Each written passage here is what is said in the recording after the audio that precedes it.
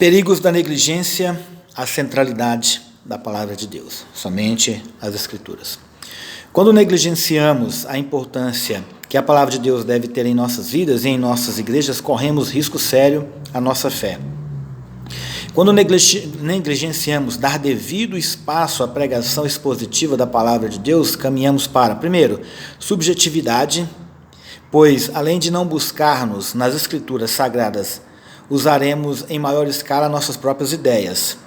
Segundo, um ensino condicionado à mentalidade do pregador, pois estaremos ensinando mais o que pensamos e não o que Deus diz. O pregador se tornará um ministrador de leite adulterado, ao invés de leite genuíno. É bom nós entendermos que o púlpito ele deve ter espaço para a pregação expositiva. Então, os pregadores aí, aqueles que são ministros, que estão estudando para ministrar a palavra de Deus, procure fazer sermões que sejam expositivos, que exponham as verdades bíblicas. Então, não dê leite adulterado, dê leite genuíno, né, para aqueles que te seguem.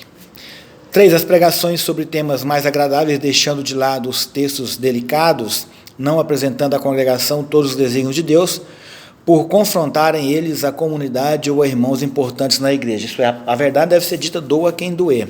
Independente de se o irmão é dizimista ou se é ele que ajuda a sustentar a igreja, a palavra, sendo delicada ou não, ela deve ser ministrada conforme está escrito. Não adianta a gente querer ficar tampando o sol com a peneira, porque Deus não vai aceitar isso. Então a palavra de Deus ela é superior e ela simplesmente sustenta uma igreja. Portanto, se alimente para que você possa alimentar os outros. 4. As falsas aplicações por desconhecimento da verdade, da verdadeira e real interpretação do texto bíblico, pois nos faltou o aprofundamento e o estudo histórico, gramatical e literário.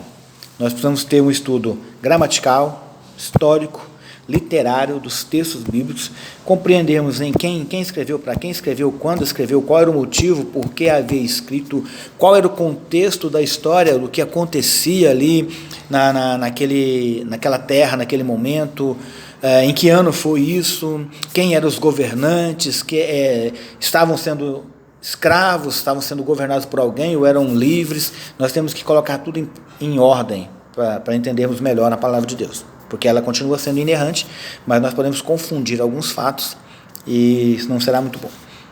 Destruição da autoridade bíblica por não se permitir que a palavra tenha liberdade, preeminência e total autoridade para falar primeiramente ao pregador e depois através dele ao povo. Primeira coisa, Deus fala com você, depois Deus vai falar com os outros que estará recebendo a palavra qual você vai estar ministrando.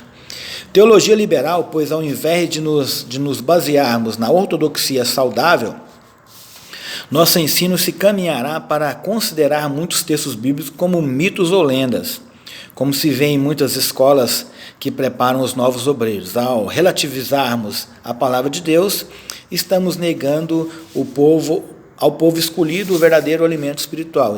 O relativismo é perigoso. A teologia liberal, junta com o relativismo, tem feito com que as igrejas hoje preguem uma mensagem rala, uma mensagem sem substância, que não se consiste, que não se mantém de pé. E a palavra que não se mantém de pé, ela cai. E quem confia nessa palavra que não se mantém de pé, cai junto com ela. 7. A religiosidade sincrética, isto é, acontece ao aceitarmos doutrinas e práticas não cristãs em nosso ensino e prática. O sincretismo religioso é um dos mais sérios problemas vivenciados por uma igreja que trocou as Escrituras por experiências místicas e relacionais. Sem se dar em conta do prejuízo ao povo e o desrespeito a Deus, tem-se adotado práticas e crenças que vêm do catolicismo medieval português, das crenças e conceitos indígenas e das magias e superstições africanas.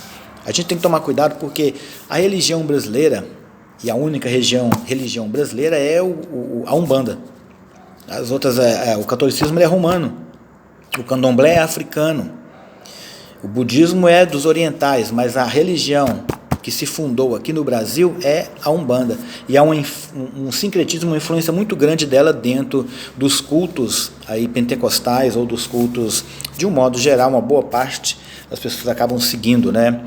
O antropocentrismo antibíblico, pois em muitas comunidades o que se enfatiza é a satisfação da membresia, o bem-estar do auditório, o entretenimento dos frequentadores. Para isso, os cânticos, os testemunhos, as orações específicas e a ênfase nas promessas financeiras são usadas sem medida. Antropocentrismo, o homem está no centro.